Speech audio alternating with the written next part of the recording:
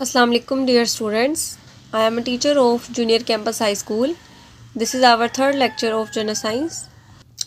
Dear students, come to the page number 6 of General Science book. तो आज हम working model पढ़ेंगे nervous system का कि हमारा नर्वस सिस्टम किस तरह से काम करता है।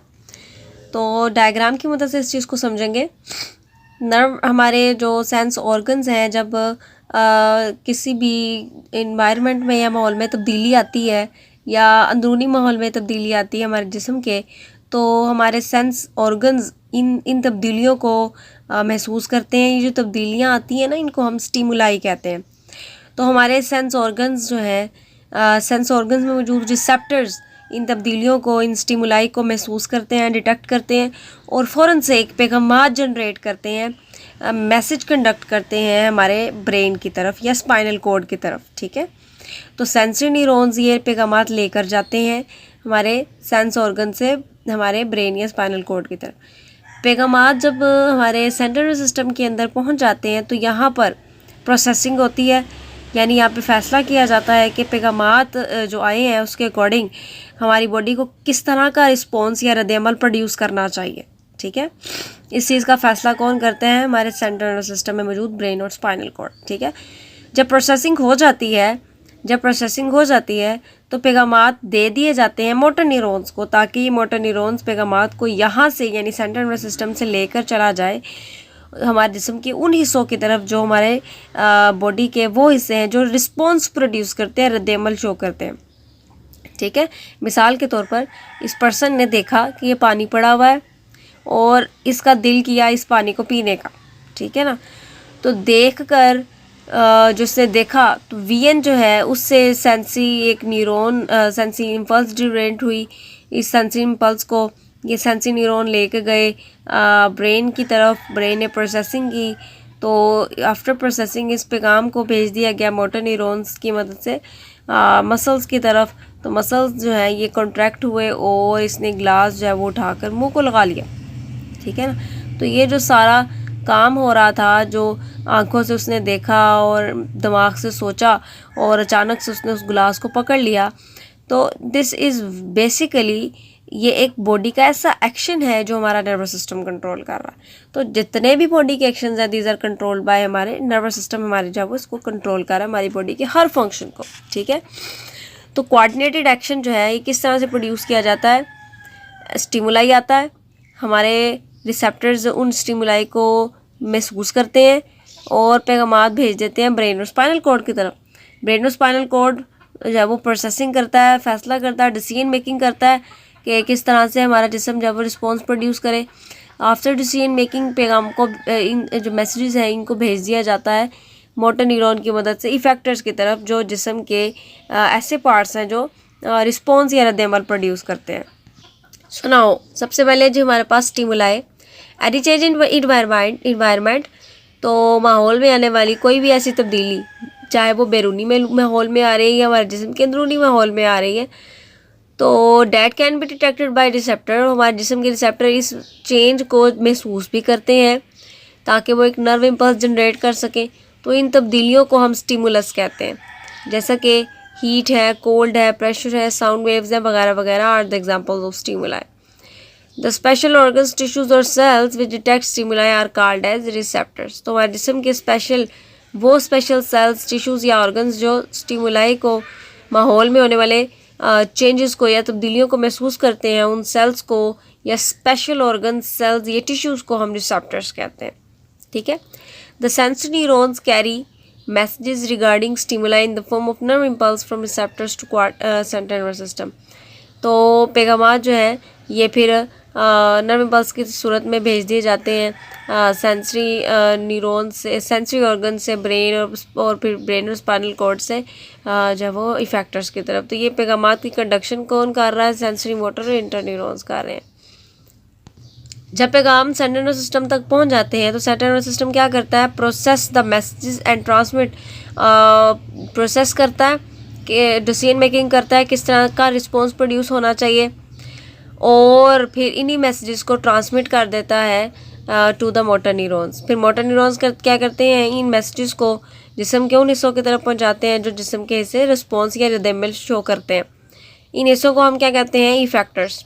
Muscles and glands in the body act as effectors. तो हमारे जिस्म में मसल्स और जो ग्लैंड्स हैं ये इफेक्टर्स के तौर पर काम करते हैं। अच्छा जी, नेक्स्ट है हमारे पास एक्शंस, हमारे जिस्म के वो अफ़ाल जो हमारा नर्वस सिस्टम कंट्रोल करता है। तो दो तरह के हमारी बॉडी के एक्शंस होते हैं बेटा, वॉलंटरी एक्शंस और इनवॉलंटरी एक्शंस। ठीक है, हमारे जिस्म के वॉलंटरी को हम उर्दू में शऊरी कहते हैं। तो शऊरी से हमें पता लग रहा है कि जिसमें हमारा शऊर इंक्लूड है। शऊर से मुराद ये कि वो काम जो हम सोच समझ के कर रहे हैं और अपने पूरे होशो हवास में कर रहे होते हैं, वो हमारी बॉडी के एक्शंस वॉलंटरी होते हैं। और हमारे जिस्म के वो काम जो गैर शऊरी हैं, जिसमें शऊर का कोई लेना देना नहीं है, जिसमें हम बिल्कुल कुछ जब वो सोच समझ के वो काम नहीं कर रहे, अनकॉन्शियसली कर रहे हैं, बग़ैर सोचे समझे और बग़ैर अपने होशो हवास में, वो हमारी बॉडी के काम जो है या वो बॉडी के एक्शंस इनवॉलंटरी होते हैं। ठीक है, याद रखें कि बॉडी के वॉलंटरी एक्शंस जो हैं वो हमारे अंडर कंट्रोल होते हैं और इनवॉलंटरी जो है वो हमारी बॉडी के अंडर कंट्रोल नहीं होते या बॉडी के कंट्रोल में नहीं होते। ठीक है, तो body actions which are performed under conscious control, हमारे जिस्म के वो अफ़ाल जो हम पूरे अपने होशो हवास में कर रहे होते हैं और हमारे वो कंट्रोल में भी होते हैं, these are the voluntary actions. ये हमारी बॉडी के शऊरी अफ़ाल हैं। Which are done after thinking over them. तो ऐसे अफ़ाल या ऐसे एक्शंस जिनको हम सोच समझ के परफॉर्म करते हैं, वो एक्शंस वॉलंटरी हैं, are called voluntary actions. For example, speaking बोलना है, ईटिंग खाना, रीडिंग पढ़ना, वॉकिंग चलना, रनिंग भागना, क्लैपिंग ताली बजाना, these are the actions of our body which are actually voluntary, are called voluntary actions. Involuntary हैं जी हमारे पास the body actions which are perform without the involvement of thinking. तो ऐसे बॉडी के काम जो बिल्कुल हम सोच समझ के नहीं कर रहे, प्रोसेस आर, ऐसे प्रोसेसेस को या ऐसे बॉडी एक्शंस को हम क्या कहते हैं, जिसमें थिंकिंग प्रोसेस इन्वॉल्व नहीं होता, इन बॉडी एक्शंस को हम इनवॉलंटरी एक्शंस बोलते हैं। Involuntary actions are not performed under conscious control. तो हमारी बॉडी के एक्शन, ऐसे एक्शंस जो मैंने आपको पहले भी बताया कि जो हमारे होशो हवास में नहीं हो रहे होते। ठीक है, मिसाल के तौर पर दिल की धड़कन है, हम सो रहे हैं, जाग रहे हैं, कॉन्शियस हैं, अनकॉन्शियस हैं, लेकिन हमारी हार्ट बीट चल रही है। तो ऐसा ये एक्शन जो है हमारी बॉडी का, ये इनवॉलंटरी है। ब्रीथिंग है, सांस लेने का अमल, ब्लिंकिंग ऑफ आइज, आँखों का झपकना, स्मॉल इंटेस्टाइन में खुराक का हरकत करना, ये तमाम हमारे पास एग्जांपल्स हैं इनवॉलंटरी एक्शंस की। नेक्स्ट है जी हमारे पास टॉपिक 1.2 रिफ्लेक्स एक्शन। बाज़ औक़ात ऐसा होता है कि हम बाज़ औक़ात बहुत जल्दी रिस्पॉन्स प्रोड्यूस करते हैं ना, बाज़ औक़ात हम फौरी तौर पर बग़ैर सोचे समझे रद्द-ए-अमल शो कर देते हैं, हमें खुद से भी पता नहीं होता कि हमने क्या किया है, ये क्या हमने एक्शन प्रोड्यूस किया है। तो हमारे जिस्म के ऐसे अफ़ाल जो हम फौरी तौर पर बग़ैर सोचे समझे प्रोड्यूस करते हैं। मिसाल के तौर पर अगर हम बैठे हैं अपने ख़्यालों में खोए हुए हैं, तो अचानक से हमारा हाथ किसी गर्म चीज़ को लग जाता है, तो हम फ़ौरन से उसको पीछे झटक लेते हैं।